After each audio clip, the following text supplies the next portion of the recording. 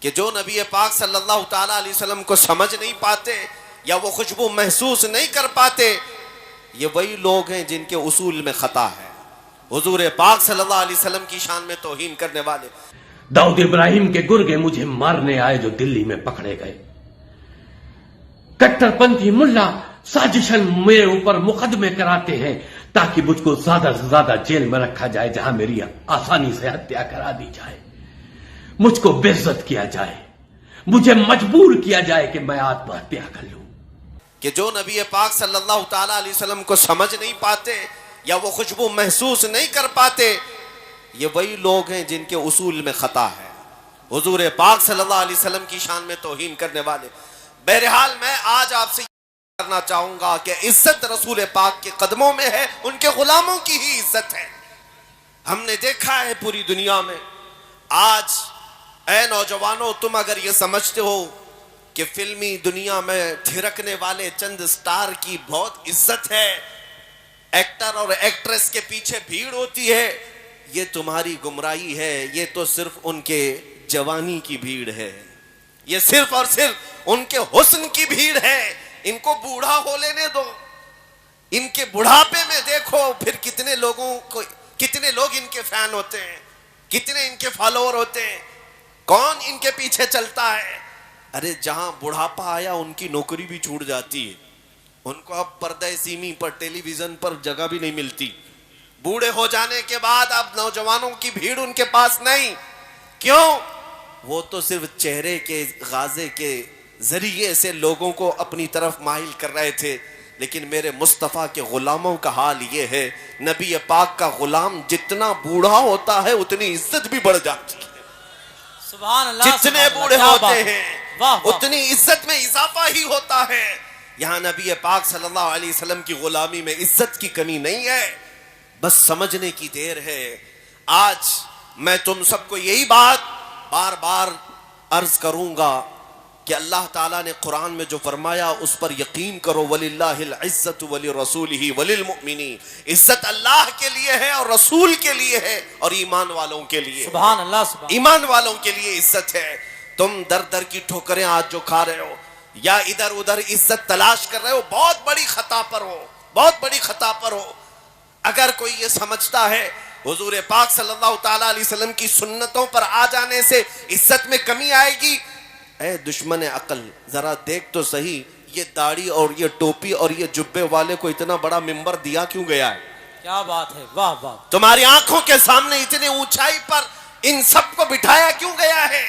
کیا یہ بڑے بڑے پیسے والے ہیں اس لیے اوپر بٹھایا گیا؟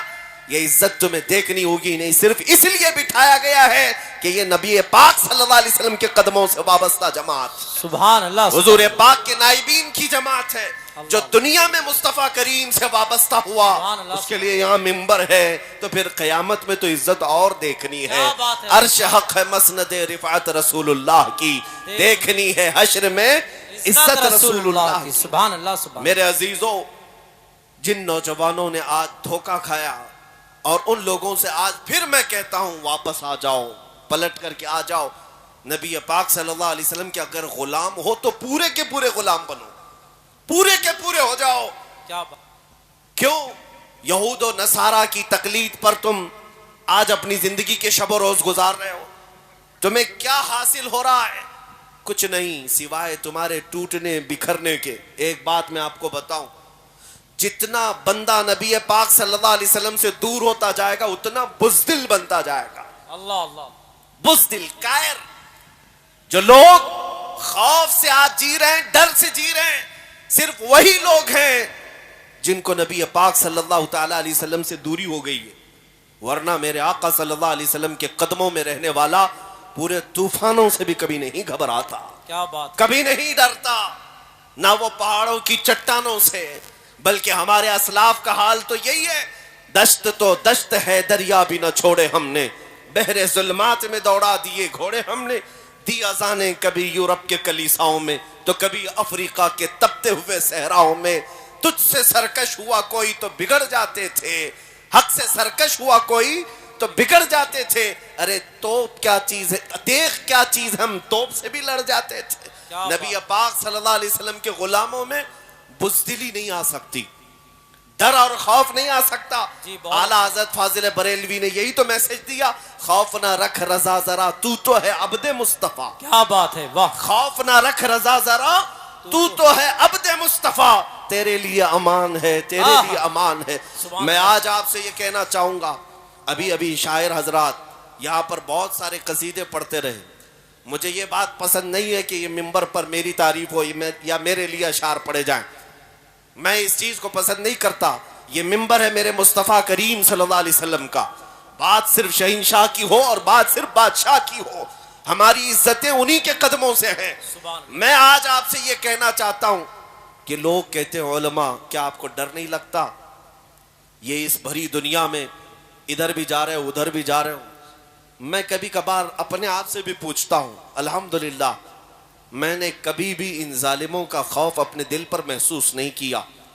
وہ اس لیے نہیں کہ میں کوئی کاجو بادام کھاتا ہوں یا کوئی بہت بڑا باڈی بلڈر ہوں, وہ اس لیے خوف نہیں آیا, بلکہ ہمیشہ یہ احساس رہا, آنے دو ان ظالم کتوں کو, میرے پیٹھ پر تو میرے مصطفیٰ کا دست مبارک ہے. کیا دبے جس پہ حمایت کا ہو پنجہ تیرا, شیر کو خطرے میں لاتا نہیں کتا تیرا. سبحان اللہ. نعرے تکبیر, نعرے رسالت, شہید اعظم کانفرنس, مسلک اعلیٰ حضرت علماء اہل سنت. میرے عزیزوں, آپ کے اندر یہ بزدلی کی اگر کہیں سے کوئی بو بھی آتی ہے تو اسے نکال پھینکو, اس لیے کہ نبی پاک کے غلاموں کسی مجرم قوم سے تمہارا کوئی واسطہ نہیں ہے. ہاں, دنیا اگر کہتی ہے ٹیررسٹ ہیں, آتنکواد ہیں, دہشت گرد ہیں, ان سے ہم تھوڑی نا سرٹیفکیٹ لینے کے لیے بیٹھے کہ تم ہمیں سرٹیفکیٹ دو گے کون کیسا ہے. میرے عزیزو, ہمارا ضمیر صاف ہے, ہمارا دل پاک ہے, ہم اپنے نبی پاک صلی اللہ تعالی علیہ وسلم کے لیے جذباتی ہیں, تو یہ حق فطرت ہے.